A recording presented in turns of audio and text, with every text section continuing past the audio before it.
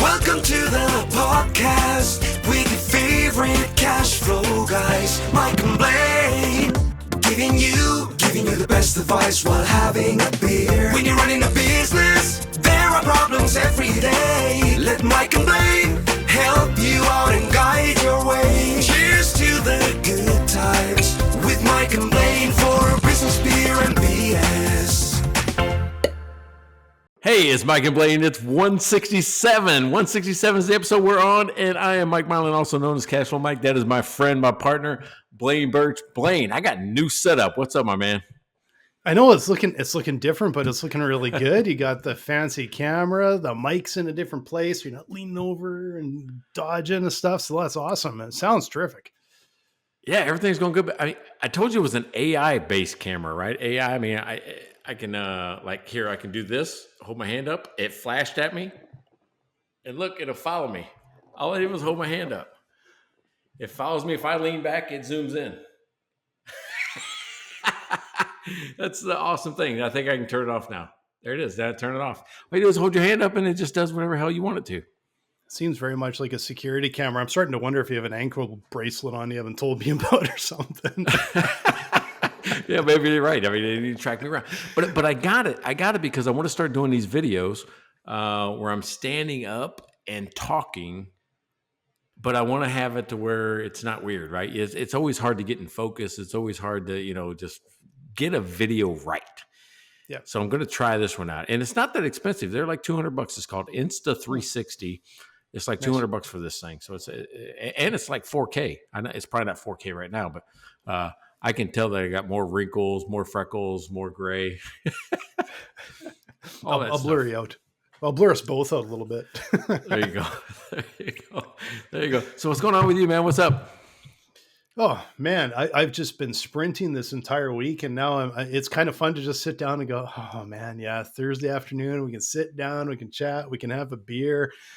That's good because I've just been just hustling. Like you know what it's like. Hustle. And I'm just looking forward to a nice chat and hanging out for a bit. Yeah, right. So I'm excited about it. So I tell you what, hey, what are you drinking? Right? If we're gonna have a beer, what are you drinking? Well, now the topic today was before you open your mouth, which I thought was a great topic. So I looked in my fridge, which I still have to do a beer run, except I want to go to the store that has a ton of stuff. So I haven't actually got that much beer in the fridge, but I did find this one called A Roar of Colors. And I thought, well, that's what happens when you open your mouth, you start roaring. And it's a Roar of Colors from Hot Butcher. And it is terrific. Hot Butcher makes outstanding beer, especially their IPAs. So if you guys are looking for a good IPA and you see Hot Butcher on the shelf, definitely grab it because it's good stuff. And delicious beer. How about you? Sweet. I found a brand new brewery that I'd never heard of. I mean, I'm not saying they're a brand new brewery. I'm saying I've never heard of them, so they're brand new to me. But it is, I don't want to mess it up. It's Red Horn Brewing Company out of Cedar Park, Texas. And this one is the Undercover Cowboy, right? Undercover Nice. Cowboy. Look how clear that picture is. Oh my God. Is it backwards to you, though, or is it just backwards? No, it looks good. It looks good. It's got a cool can. I kind of dig it. Yeah. It's kind of like that 1960s movie poster kind of thing. So yeah, and I want to talk about even their logo on the back. I mean, it takes up the whole thing. I just think they did a real nice job with it all the way around. Oh, it's a 7%er, I guess, is what we're doing. So, but to me, I'm like going, hey, these are about conversations, sometimes tough conversations. So maybe you should be an undercover cowboy. Right? There you go. Come out guns a-blazing. So, hey, did you see? I think I texted you last night. Did you see it? Did you see the text? You saw the text? I did. We had one of our beer sponsors re-up 10 more weeks. I mean, he's got 10 more weeks coming. Devin out of LSU. I actually got to meet Devin last week in Baton Rouge. I went to the LSU, Alabama. Remember, he's the biggest LSU fan I've ever met, and he's probably the reason they lost. Oh, no. After you buy us 10 beers, I appreciate you, Devin, even if Mike doesn't. No, I mean, we had a great time. He even brought, this is what I thought the coolest thing is. I didn't know he was going to do this, but while I was there, right, I just bought Coors Light. That's what I brought for the tailgate. No, he goes out, gets Louisiana beer, a Beta Brewing Company, and not Purple Haze. He Oh, had a different one, a Gator Dillo, Hop Dillo, something like that. yeah. But it was a perfect brew for like a Saturday afternoon right before the game. He Nice. saved these just for he and I. So we took a picture. I'm going to put it up on Facebook. But man, what a great day to hang out with Devin and Courtney and the whole crew from Barnes and Noble. Really loved it. It was a good time. That's just awesome. Thanks again, Devin. I really appreciate that. And you know what you were saying? You got to check out the LSU game. You got to check out the LSU game and listen to it. And then I did see part of the game, but we were in a bar with friends and there was like 5 games on and no sound, or it was all sound. It was loud. And so but I did get to see a bit of the game, but then I went, oh, that's not a good score. So I saw a little further into the game and I'm like, oh, that doesn't seem so good. So I avoided texting you. So. Yeah, because it wasn't the crazy happiness that it usually is at nighttime at LSU. Death Valley is what they call their stadium, Tiger Stadium there. But it's still cool. I got to tell you, just the fans, it's electric. It was Alabama, LSU, big rivalry going on. College game day was there during the day. So, which means I was right there. I mean, I'm like 50 yards from Nick Saban, and Pat McAfee, Nice. Kirk Herbstreit. And I mean, it's just, and I tell you what, I don't know if you saw it, but Kirk Herbstreit was bringing his dog Ben. And the week before this, his dog passed, right? Oh, no. Oh, that sucks. And he put together, I'm going to say about a 2-minute, maybe 3-minute video just talking about the dog. He didn't want to be famous. He never thought about being that he was famous. It was just one of these things that kind of happened. But 3 minutes that will pull on your heartstrings, that will make you think differently about every dog you see. It was one of the best produced pieces I've seen on TV, and I don't know how long. And it's just a man loving his dog, and I just loved it. Yeah, no, nice. That's sad though. That's hard to hear, but good for him to honor his dog. So that's nice to hear. Yeah. So, thanks for bringing the show down. I didn't. That should be a happy thing. If you go see it, you'll cry. Yeah, you're going to cry, but you're going to say, "Oh, you're going to be happy and cry at the same time." Okay, I don't know if I'd say tears of happiness with the guy losing his poor dog, but anyway, nice that he honored his dog, and thank you, Courtney, again. Our other beer, well, we've got a bunch of beer sponsors to get through, but Courtney, who introduced us to Devin, who's also a beer sponsor, so thank you, Courtney. Thanks, Devin, and yeah, we always appreciate it. It's I think it's so great when people go out of their way to sponsor us by buying us beer. It's just amazing. We got to dive in a few more. We got plenty more. We got Jackie York out in Hawaii. She's living in Hawaii. She's living their best life. She helps more companies than you can even imagine, because she is called the Blooming CFO. That's the name of her company, Blooming CFO.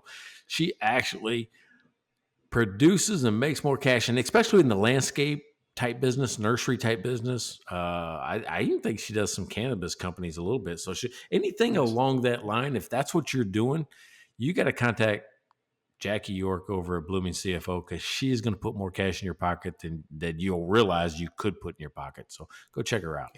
Yeah, absolutely. And we have other finance pros, because look what we do. We're kind of doing financy stuff.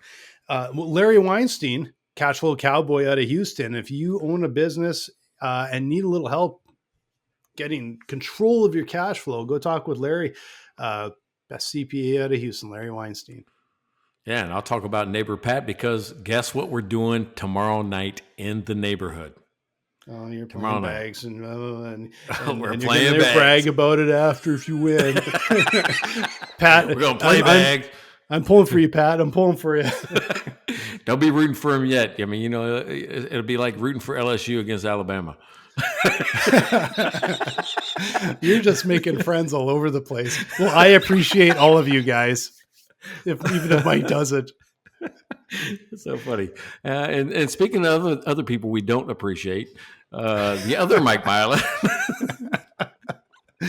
Baltimore Mike, the other Mike Milan, you guys are back and forth over text every other day here. But thank you, Mike. I also appreciate you probably more than your counterpart, Mike Mylan, does for buying us beer. So thank you again. Really appreciate it. Well, I mean, one of us has got to be the positive and negative, right? It's like that balances the universe. You can't have two positive Mike Mylans. So, Very true. I thought you were talking about you and me, and I'm like, I don't think I've ever been good cop before, so I'll take it. no, I'm talking about me and him. I mean, I'm definitely okay. a good cop. I'm definitely a good cop. I'm the good guys. He's the bad guys. Okay, the there you go. Well, he buys his beer. I can't say anything bad about that. And also Rachel Barnett. If you need to learn QuickBooks, go talk with Rachel Barnett of Gentle Frog. She will get you up, running, understanding QuickBooks inside out. And thank you again, Rachel. You've been probably one of maybe our longest sponsor. I don't know. Rachel's been with us forever. I love that so much. Rachel don't play around. Rachel, it's like January 1st. She goes, I'm in. And she's in for a year. Like, she don't mess around. She's like, I don't tiptoe into sponsoring Mike and Blaine. She just dives right in for the whole year. Love it. Absolutely love it. Thanks again, Rachel. Appreciate it. And you buy such good beer. This is such a good one. I gotta say, like, not every week, I'm always saying, oh, this is good beer. This Hop Butcher makes really good beer. And this is this is one of the better beers I've had in a while. So I got to give them props again. It's really well done. All right. Now, you said last time, I think we had some discussion after the podcast, that we have to change something from the end of the podcast to the beginning. Oh, remember what that was? Remember we said we should change that. I am glad you remember that. What we're going to do is we're going to slip in that please follow, like, and subscribe, because we always wait to the end and we know, like, all you guys have left and are drinking beer and gone for dinner already, probably by the time we get to the very end of the podcast. So we're asking right now, just like, subscribe, follow us, and visit us at mikeandblaine.com. If you buy us a beer, you too can be a sponsor. There you go. Nate, the best $5 you'll ever spend, I guarantee you. Oh yeah. Like, it's I was going to say cheapest. No, it is the most cost efficient, highest value sponsorship. Like, this is evergreen sponsorship for $5 a pop. So you know what I would do if I put in $5? I would take the link to that episode and I would just socialize the heck out of it, right? Because everybody that sees the episode is going to hear about you and your commercial. Why not? I might go buy us beer next week just so I can. So dry run can get some free. get mentioned at the start of the episode instead of halfway through. Anyway, we're going to dive into our topic now. We've been BSing as usual for probably too long. All right, so here's the thing. You know what's funny is we're really consistent. It's always around like the first 10 minutes. Mm-hmm. First 10, we're at like 12. I mean, we're pretty consistent on the way this show flows. I'm really happy with that. Oh, yeah. But here's, again, if you haven't listened to the show, I make up the topic probably 10 minutes. It might have been 7 minutes today before the start of the episode. I think you're always waiting for me. When's he going to start typing? Yeah, we are absolutely all fro-professional here. Yeah, inside out, upside down. But here's what's happened recently more and more in my life is I'm coaching my clients to have conversations in advance so that they don't go off track, right? I mean, I don't know how many times you've ever been in a conversation. You're like, oh, man, I did not expect that. And that throws a wrench in everything, or people blow up, or it's fight. And it takes me right back to when I was a trooper. And when I was a state trooper, it's like going, you can't allow the way somebody acts to control the way you react. But the only way you can get there is to already kind of know what you're going to say before you say it, right? And it's a planned, pre-rehearsed conversation, because you got to realize everybody that wants to fight a police officer on Friday night, that's maybe their first time they've ever done that. Well, the police officer fights maybe 3 times a night, right? So it's like they're pretty good at it, right? So, but you get into a routine of words that work. And me, I was the type of guy that I would rather talk for 30 minutes than fight for 3. Right. That's just what it is. I mean, you can't believe how exhausted you are after 3 minutes of messing around. Yeah. So, but the same thing happens in business. And the conversation that happened today was, hey, I've got this client and they have a profit problem. But as they described the profit problem, they mentioned that the accountant was mad because they fired a COO. The employees don't feel like the company is deserving of more profit for whatever reason. I'm like going, well, wait a second. That's a financial problem second. That's a team problem first, right? There's a communication skill that's missing in the CEO that we got to address. And the way I address that is I always play a game called Let's Me and You Fight, right? And really what it is, it's a role play of the conversation.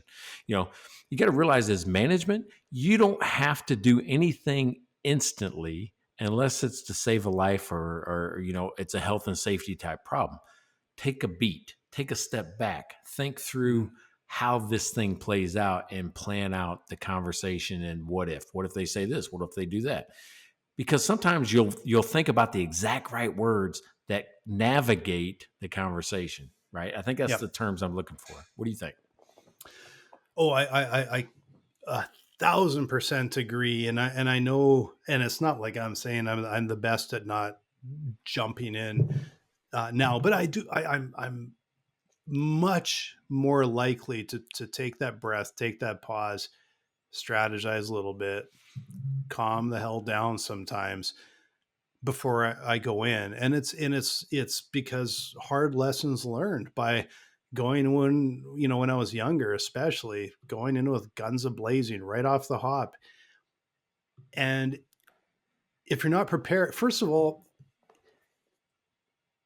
if you take that time, it's not just strategizing, it's just like getting your mind calm and calming things down so you're not as likely to say something you might regret after the fact.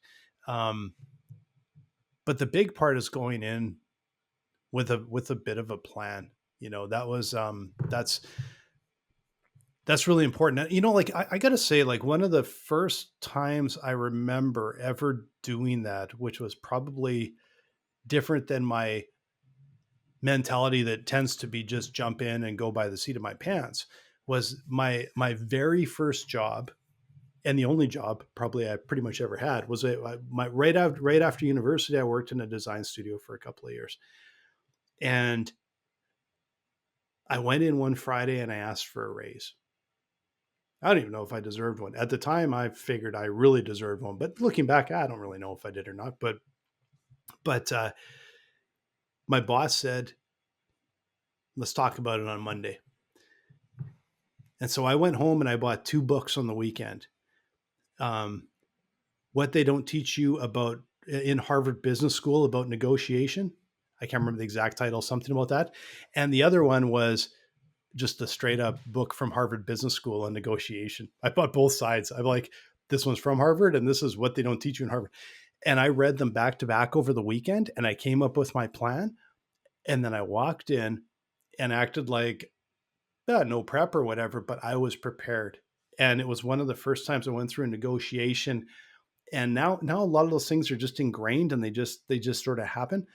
But that was the first time I really prepared.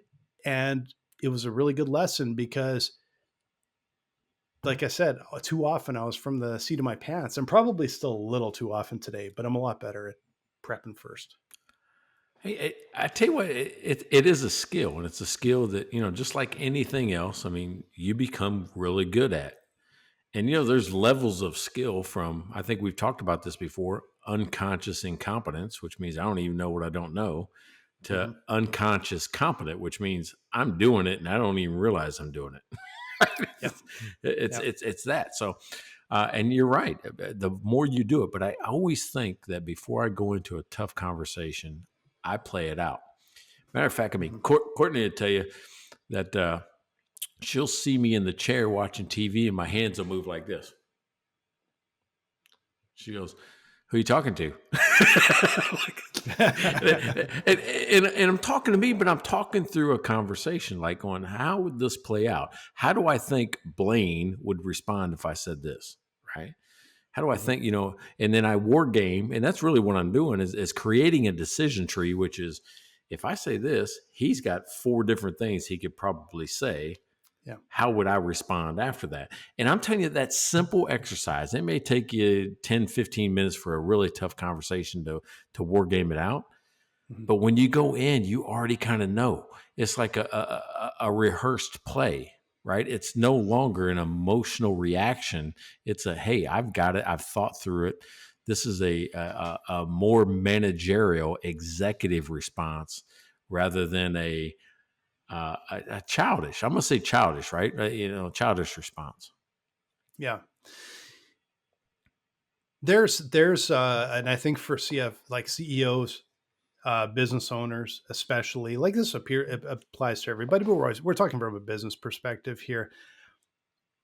It's a skill that can move your business forward more than you can ever imagine, and it's a skill that I'm always trying to work on. Like I know, and I've probably said it before on this show. Like if when we're in times of crisis or I'm under pressure, my reaction is to just like follow me over the hill and it like barge through a wall. That doesn't always work. Like I just, it's like now you become like the yelling general, not yelling, but like you're just like, just, you know, just trust me, follow me kind of thing. And there are times where you have to be that sort of leader, but I think this was a little bit of my go-to at times, especially when in pressure situations. And I'm working really hard, and I think over the last year, especially, I've started to see dividends from just trying to slow down and ask questions, and just work, kind of as a team. And it's not leading; it's walking together over the hill kind of thing, I guess. But that takes me. Uh, it takes planning and prep and practice and to be able to do it, because it's not my natural thing. Smash through the wall and go, and it takes practice to do that.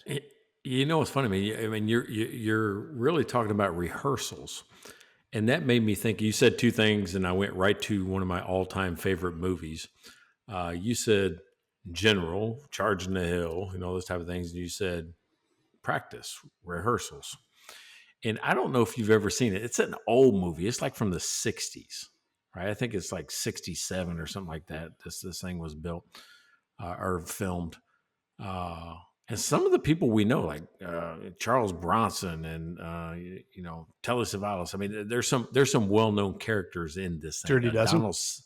Yeah, but you know exactly where I'm going, right? Of course, I know. Donald Sutherland. So Yeah. that is the best example of rehearsals I've ever seen in my life, and they made it into a game. But the thing about charging over the hill or doing the thing is that people will follow you when they know all the steps. The art of communication is to get everybody on the same page, so you're all moving at the same time in the same direction and knowing what happens next. Yeah. That scene where they are rehearsing, I think they're going to charge up some German officer's chateau, his house or whatever, right? They're trying to get into this house, and what they do is create a rhyme for the whole mission.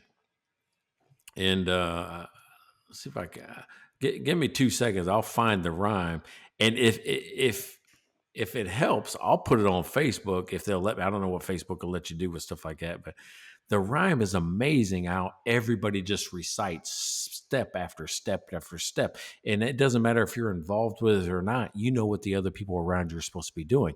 And I think that's a critical lesson for business owners is, there's 5 functions of business, 5 major functions.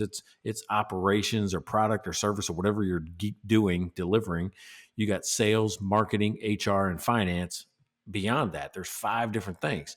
All of them have to be kind of moving and supporting each other. Like I can't sell unless I hire a salesman. I can't, I can't produce the product unless, the person that's doing it, the salesman can sell it, but somebody's got to do it a lot of times. So, I mean, there's all these moving parts that have to connect at different intervals for it all to work. And that only happens with great, clear communication, a planned conversation with everybody. And you hear it all the time, especially, and I don't want to characterize a bit, but I've heard this for the last 20 years, marketing and sales at each other, like a little bit of button heads. Those two are tied at the hip. Yeah. Like you want those two to support each other and be on the same page all the time. And somehow it's like two brothers and they just have a little friction or something. Right. But that's where it goes up to that management level to be able to go, we need all five. We need everybody to work together here with a common goal. And it needs to make sense. And it can't all be just like pie in the sky. Like, no, this is next step. This is how we're all going to work together to get there. Yeah. So Chelsea gave me this, right? So Chelsea's our intern if you guys are just listening, but the way they describe it is they go one, right? The leader of the squad says one, and then the rest of the squad goes down the block. We just begun, and then he goes two, and then the guards are through. That means they're gonna, eliminate the guards. And then three, the Major's men are on a spree, and then four, Major and Wadslow go through the door. It's just an amazing way that they've taken the number, right, the steps. Yep. And made it rhyme with the action so everybody knows. It isn't the exact thing that they're doing, but they know, oh, I have to get through the door. I have to climb the rope. I have to, get to the roof or whatever that is. I love the way that plays out. And that's why if YouTube will let me, I'll throw it on Facebook because it doesn't take very long. It's a couple of minutes, a minute maybe to listen to this rhyme. But it's a master class in rehearsals like nobody's business. That sounds like your next book. How you get your team to rap together. You just write the rap and then everyone's just like doing their thing and know what they do next. Scott Haynes is out there and he's already told me I'm the best rapper on the planet. So I love that. He didn't say that. He said I was the worst, but yeah, what does he know? What does he know, right? I mean, what does Scott know? Yeah, Scott's no expert. There's no one can be named Scott and be a rap expert. Who's the rap expert? The best rapper in the world? Scott does not. Never a Scott. Never. I know a lot of great Scots. I don't think any of them are good rappers. What? That's Back to the Future. Great Scott. Oh my God, this thing's falling apart right in the middle. Right in the middle. Or is it just amazing movie trivia? Just like a bunch of fiddle hoppers just merged right through that's a good one. Through the show. I'll give you that one. Check mark. There you go. I'll give you that one. I'll take it. There you go. Blaine just got the secret word. So fiddle hopper, that's our secret word. And we always try to put in the other one, but we don't force it. We don't try to force it. We'll just have to keep your ear out. All right. So here's what happened. Right. And right before kind of the mid break, like here's what happened. The client came to me and says, there's a problem with the accountant who is upset. And the accountant's been there for 22 years. I forget the number, 20 plus years. And the COO and the accountant were not only work colleagues, but they were personal friends. And there's always an element of just extra care you have to put around when team members are also really close personal friends, right? Because the CEO had to terminate the COO, right? So think about the dynamics that are happening. You've got a CEO or CEO, somebody that's in charge of the company, not happy with their number two, and the number two is connected to the number three, right? So there's this weird triangle of leadership in this company, and one of the people gets fired. And I didn't ask why, I didn't pry or what happened, but it doesn't really matter because I think what happened next was the CEO forced everything past that. It happened. I did it. I'm the CEO. I'm in charge. Live with it. Right. And when you do that, you really discount the relationship that everyone had with that person that was fired. Mm-hmm. So the questions I use to kind of massage this a little bit is, okay, it's already happened. So to get the CEO to understand that they probably handled it wrong, I'll say, well, when you went to the accountant, I mean, probably right after, right? Like 1 or 2 minutes or so after you terminated their best friend, you know, when you went to them, how'd you address it? Well, I didn't. I pulled everybody in the next day when the guy didn't show up for work, and it was a big blow up in this time. I'm going, Mhm. yeah. I said, because you didn't plan it through. You knew you didn't want that person to work there. Yeah. But did you have to fire them instantly? I said, this is why big companies will use, we're going to put you on administrative leave pending investigation. You know why they do that? Because they get their shit together before they escort you out the door.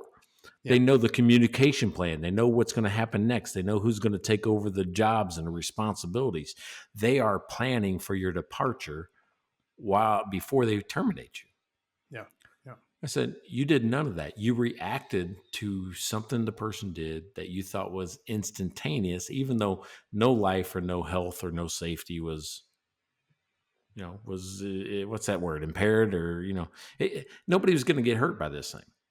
Mm-hmm. Yeah, maybe he deserved to be terminated, but you needed to prepare for that beforehand, especially in this number 2 position in the company, because you don't Yeah. know what other relationships are below that. This is a $7 million company. This is Mhm. not a small, like, nothing type company. This is a legitimate, company with history, and they service the top 1% of the population with custom cabinetry, right? They have some IP, some reputation to protect. You can't go off with emotion, Yeah. I think.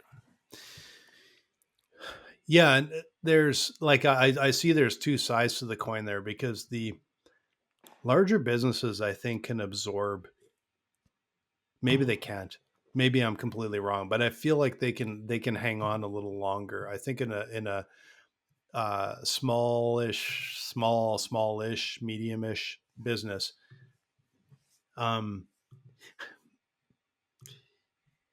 like the bigger you are, probably the more resources and the more fallback you have, and maybe the more insulated you are. But it just depends on the issue, because there's times when it's like that's hurting our team, that's hurting our culture, but you can't go in and be kicking doors down. You still need to just take a breath and think about this, and um like it, and the dynamics. Like that's part of it. It wasn't really the speed probably as much as the dynamics. Like, do you go talk with the people beforehand, or in this case they were friends, so it's probably like you can't go and say anything ahead of time, but you should have the first meeting right after that termination as, let's just sit down and talk about this. I need you to have my back when I talk to the team, or whatever, right? Well, I think where the miss was is that there's going to be some type of fallout from that type of firing. And what this CEO didn't do, in my opinion, was understand the emotional wake, right? So Mhm. just think about that. The wake you cause when you make a decision, when you say things, you cause somebody's emotions to either ramp up like a rooster tail, or there's a reason why in the moat in the marina there's a no wake zone. Right? This Yep. is the time when you're going through a major company change. You need to take it into a no wake zone and manage it until you're out where you can run full speed again. Yep. I think. Yep. No, I agree. Like there's more to, because I think you can get tunnel vision in a time like that. And the tunnel vision is, I need this addressed. I need this person out. I can see the issues that are happening. It's hard, but it's like, can I elevate above that and take the big picture view, and just a quick look and go, let's just take a situational awareness. Let's look around a little bit. Who all's going to be involved? Who all's going to be affected? What's the best way to deal with this, and what's the best way to roll this out? And like I said, it's like, I'm not, no expert in this but I know I'm a lot better at it now than when I was younger. When I was younger, it was kick down the door and go. And now it's like, okay, just take a breath. Let's just think this through a little bit, come up with a bit of a plan. And, because there's that you can take the emotion out. And there's times, I'll be honest with you, there's times that I've brought in emotion because it's like, well, I've thought this through enough that the emotion's kind of gone, but I kind of need a little edge on this one. And you kind of have to bring it back in, Yeah. fired up here, and it's almost like I've over planned it a little bit, like you have to fake this a little bit, but it's necessary at times. So one of the biggest realizations I've had at Cashflow Mike is that not only am I going to help you find hidden cash, not only do I help you uncover the financial issues and health problems you might have in your business, but I'm also starting to become more of a client conversation coach. That's the piece that I didn't know. I mean, when we started this podcast, I wasn't talking like this. When I wrote the first book, Don't Be a Dumb Business Owner, when I wrote the second book, The 7-Minute Conversation, there's nothing about the client conversation that has to deal with navigating chaos. There's just not. These are about conversations that I thought about how do I deliver complex financial concepts to a non-complex, individual who's great at their job, but not great at numbers or not great at interpreting financial statements. Well, this is where now I'm starting to have better conversations with my clients about how do I actually navigate my clients' work through their business with better conversations for themselves, because they all are tied together. We can't solve financial problems unless we have a team that's willing to be on the same page as we are. I'm starting to find that more and more and more. So at Cashflow Mike, if you go to cashflowmike.com and you see my Pathfinder or you see any of my certification programs, we are starting to put, and even in my new book, Don't Tell Me What to Do, it's all about the conversation, having better and more meaningful conversations with your clients and your team members. You don't have to have clients. You could have team members that need to be, talked to in the same way. And it's don't tell me, terminate every long lecture and get people to be on the same page, get them to take action. So go to cashflowmike.com. That's my mid-roll, that oddball mid-roll. What do you think? Beautiful. I should have worked in a segue there. You're much better at the segues than me, but we all know how important that is. Like we talk with CFOs every day, and being able to talk with your clients and have something that they understand, and you're on the same page, goes 1,000 miles with them. So go talk with Mike, cashflowmike.com. Well, one of the reasons I'm better at segues is that I stick to my knitting, right? I'm not sure I'll give you a passing grade on that one, but anyway. What do you mean? Everybody's got to stick to their knitting. Their secret word that maybe wasn't done overly proud. See, all you had to do was say, okay, you got that one. See, I got it in. So you got it in. It was maybe wedged in a little bit, but hey, what's in, that's in. I shouldn't say too much. I got it. All right.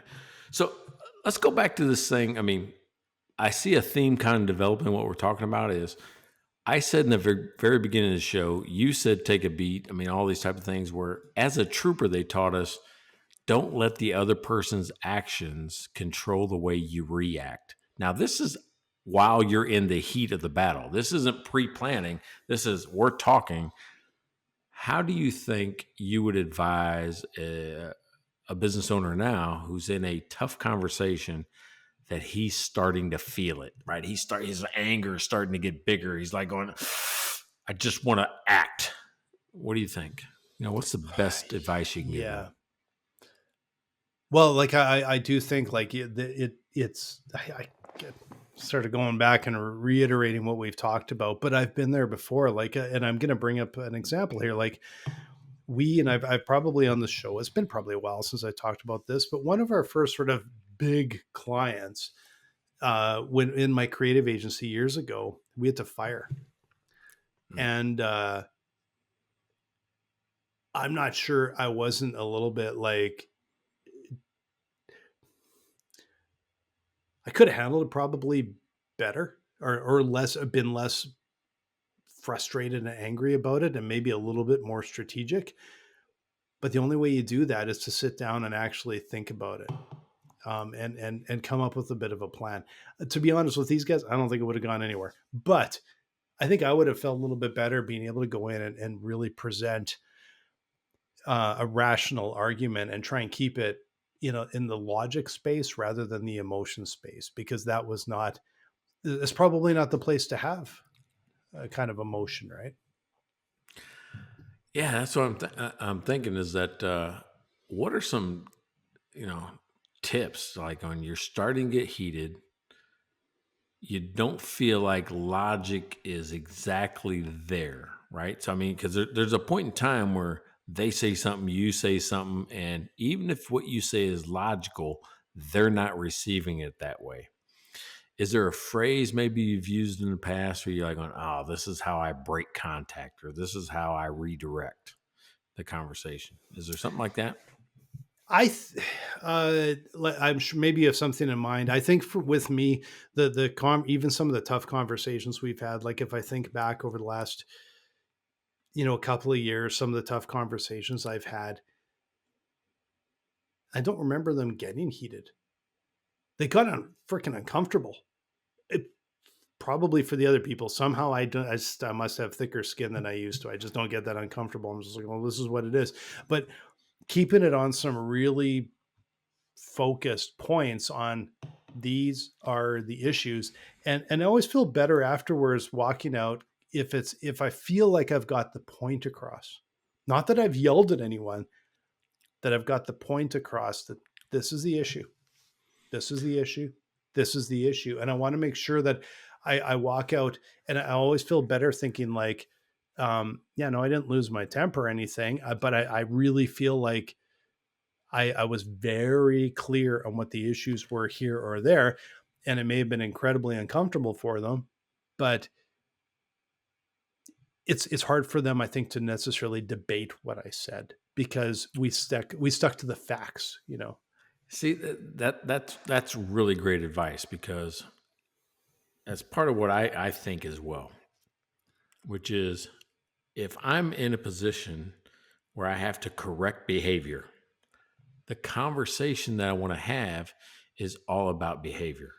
I'm going to attack the behavior, attack the facts, attack never the person. Every time you cross that line and you attack the person, you're dumb, you're unintelligent, why the fuck would you do this? Only an idiot would do that. Those type of things, when you start to attack the person in any way, that's when the fight happens. When it's the behavior, people tend to understand it more. I don't like it when you do this. And as a trooper, they taught us a technique called verbal judo. That's probably out there somewhere, but I mean more about it. But the only thing I really remember is that they give us these cards, right, that we carried in our breast pocket, and if we need to remember how to do verbal judo. But I hope nobody ever took one out and says, "I'm supposed to say this right now." That'd be awesome. But I hope nobody ever did that. But the two big lessons that we made fun of it as troopers, like in the academy learning this stuff, we're like going, this is all you got to know about verbal judo is I appreciate that, but I understand that, but it was like wax on, wax off from the Karate Kid. That's basically what you're doing is saying, I appreciate what you're saying, but you're still going to jail, right? It's not like you're going to talk a state trooper out of taking you to jail.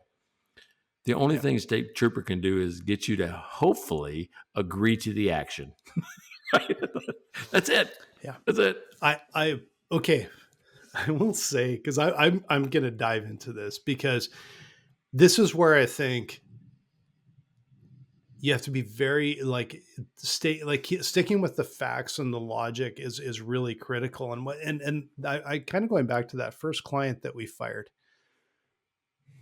I remember going into a meeting with some of the brass there, and someone there had taken an active listening course. So what they did was they parroted back to me, well, what I hear you saying is this. But what they did is they didn't do anything. They didn't address the logic. They didn't understand the problem. They just parroted it back. And I remember in the meeting going, I know what you're doing. And I called them on, which made the comfort level in the meeting go way down. But I could have like that. This was supposed to diffuse a situation. I could have grabbed that person across the table. I was so frustrated because it was clear that they were not listening to me.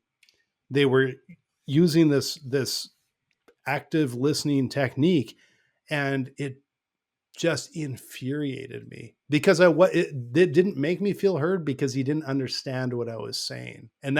So I think you just have to be very cautious about like have a logical response, because they never had a logical answer. If they did, I would have listened to them. When they just said, what I hear you saying is this, but I'm going to tell you something completely irrelevant that doesn't matter to anybody. No, listen to me, but respond with an answer. And that was incredibly frustrating. Dude, it's frustrating because it's passive aggressive. You're almost like going, no, you're being an asshole. you're being, I know what I said. I said it. How did you receive it? That's what I want to know. Yeah. You just, okay. I might piss some people off here, but you just basically explained Canada. It's like, if you want to see a passive aggressive country, that's Canada. Sorry. No, it's I'm sorry. No, that's true. They'll say that. They'll say, I'm sorry, but, and then they'll be passive aggressive. And it's funny because other people from outside Canada don't always know when Canadians are being complete assholes because they slip it in. I just thought it was all the time. That's just me.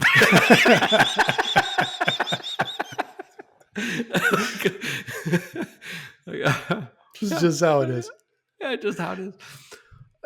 But I agree with what you described there was like going, I see what you're doing. I know that technique too. That happens to me sometimes on sales calls when somebody's using a technique I know. I'm like going, oh, don't be doing that shit to me.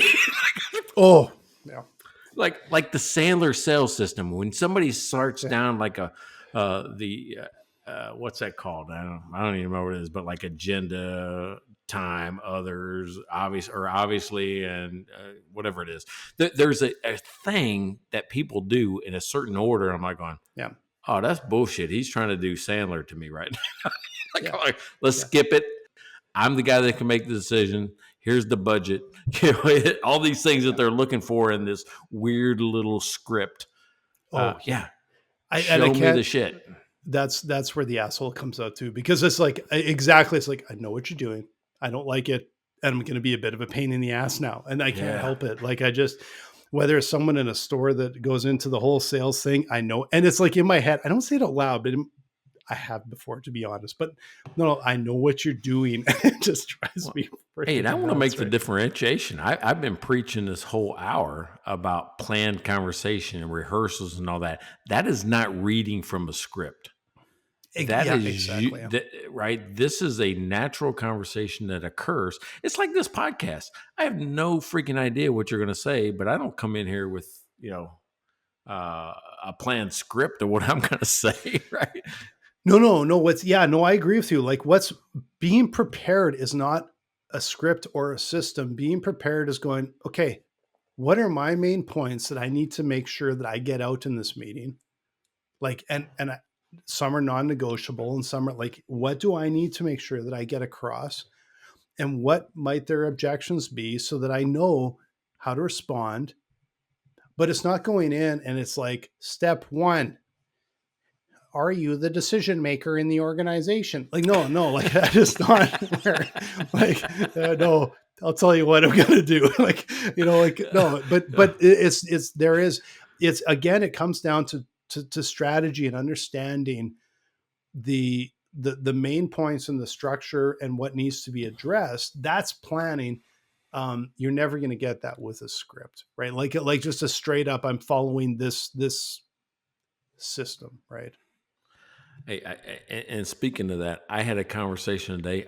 I have a problem with file organization. You probably don't. You probably seem more organized with me, but sometimes I just get in a hurry, save, and I don't put things in right folders and stuff like that, and it gets kind of jumbled. 2 weekends ago, I sat down on a weekend. I'm like, going, I'm just going to organize this while I'm watching TV. That lasted about 17 seconds. Oh my God. Because it was very quick. And I'm going, man, fuck this. I ain't doing this. Right? It's like going. So I found a company, and I hope I am crossing my fingers that they can do what they say they can do. It's called Tidy House. It's like, hey, it's like sometimes you have somebody kind of help you clean up your house and, all the stuff you've been neglecting because you were busy. And this sales technique that the guy used was just like being on this podcast. It's just he and I talking. It's like, hey, what do you got? How much? What is it? What are you trying to do? And I didn't have to go anywhere like going, how much, how do we get started? I'm forcing him, and he slowed me down. I'm like going, dude, yeah, let's start. He goes, oh, wait a second. He goes, I want to make sure it's a good fit and all that. He goes, so let's just start with, I'm going to do 3 hours worth of work and just kind of see if you like it. And then we'll do the rest. Yeah. I'm like going, just do the fucking rest. Just do it. Just do it, right? Because it's exactly what I wanted. The guy was not pitching me. He was just telling me what they could do and how they do it and how I'm involved in it every step of the way so they can understand how I think, because they will organize my filing system the exact way that I think and name everything the way I think about it. I'm like going, yeah. I realize there's a little bit up front from me trying to understand. I wanted I need these categories, or I want all my stuff for each client in a folder and different folders. Agreements are here, and other stuff is here. Stuff that I've done for them. Somebody's going to do that, and he's charging ridiculously low prices. I'm talking about. Think about this. He goes, I said I have 6,500 files, which could be a lot for some. For you, probably not a lot. You probably have 10 times that amount. That's all I got. Idea. And over the last, I think most of the stuff I get rid of, we'll just call it since COVID, right? Because I think pre-COVID, I'm like, I'm out of Finograph and all that. So I got rid of some stuff, kept a few things, but then started over from scratch. So think about this. I got 4 or 5 years worth of stuff, maybe 6,000, 7,000 files, somewhere in there. He said, yeah, it's about 10 hours worth of work. Take a guess of what they're going to charge me to completely organize. And I can get rid of 2 online filing systems. For whatever reason, I got Google, I got on OneDrive, I got Apple, iCloud. I got somehow I got all 3 of these going at once, and I never know where anything is. Think about what he's going to charge. Just make a guess. A few $100 maybe. I'm not sure. Yeah, $300. No, it's more than that. But because he says it's a 6-week project, but they don't do it in 6 weeks. Yeah, but they don't do it in like 6 straight weeks. It's like on sessions, because they do it through Zoom so that they can't delete, they can't do anything with your files. They can only just move them around and reorganize and rename and stuff like that. But they can't delete. They can't really do anything. And they only do it in sessions of like 2 to 3 hours at a time. They think it's going to be about 10 hours total, but over a 6-week period. So because I kind of got to be there to kind of see what they're doing and what they're going to work on today, and then review it at the end. I don't have to be there while they're doing it, but just like at 10 minutes at the beginning, maybe 2 minutes at the end, stuff like that. Yeah. Okay. $1,200. $1,200. I know to some people that just heard me say that on the podcast, they go, dang, that's a lot. No, trust me. When I started doing it for 17 seconds and decided not to, $1,200 had seemed cheap. To reorganize everything that I have over 6 years. Are you going to keep that up? That's the whole thing, right? Or that's just it. He says, hey, every 6 months, we got a package for every 6 months. I'll come in, reclean it back up for just even smaller. It's like $125 an hour, I think, is what they charge. So think about that. I can't hire a housekeeper for $125. This guy's going to come in and clean a house in my computer for $125. Yeah. Okay. I waste time because I can't find stuff. I can't find stuff on my computer. Yeah, but you're right though. Like I file stuff right, and I name stuff right the first time. That's what I'm saying. I You're just, not like I just me. do. Like I I'm probably just do. more like the people listening. I'm probably not like you. I am, yeah, no, like I used to make fun of my dad's little workshop because everything was in its perfect place and it had a tool like a magnet for everything and a hanging place for everything. It was just like Santa's little workshop. And then when I set up, like I got 2 workbenches in Edmonton in my workshop and everything, and then I look at it and I laugh because I'm like, oh my god, I turned into some old German guy because I'm just like, and I am German and all, like that's my dad and my grandpa's and everything in its place. I'm not very good after the fact. Like I have to do it at the time because I will not want to go back and organize after the fact. I have to do it at the time, but I do it at the time. I make sure everything's like hung up, placed in the right place. And so I fortunate I Yeah, have that. yeah. But Yeah, in my whatever. life, I'm like that. I'm like that in my life. I'm not like that on this computer for some reason. Just not. Now, he said I was medium effort. He goes, this is like a medium job. So you would probably be a low end job. There's probably even people worse than me. So I think I'm average. All right. I'm just saying that it helps. Like it saves a lot of time if you just keep it up with the most minimal effort. The other Mike Yep. Mylan does not lose files, by the way. What did he say that? Yeah. Yeah. So he just said that just now. He's listening and he doesn't lose files. So That's what I'm saying. There's a positive and a negative Mike Pilot around here. He's the negative one because I'm like everybody else.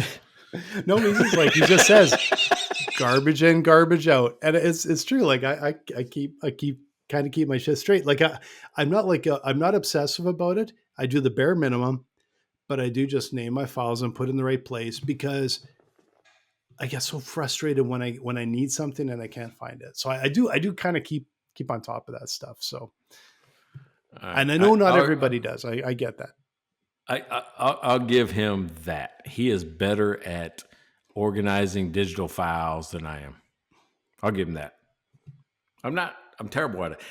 Matter of fact, this guy told me, he goes, if he looked at it and goes, you have most of your files in downloads. I'm like going, yeah, because I download most of it. He goes, what that? No, dude, that should be empty. He goes, there's something about file storage where if you have a big downloads folder of stuff in it, I'm like going, that's the easiest place I can get to it because I know I downloaded it.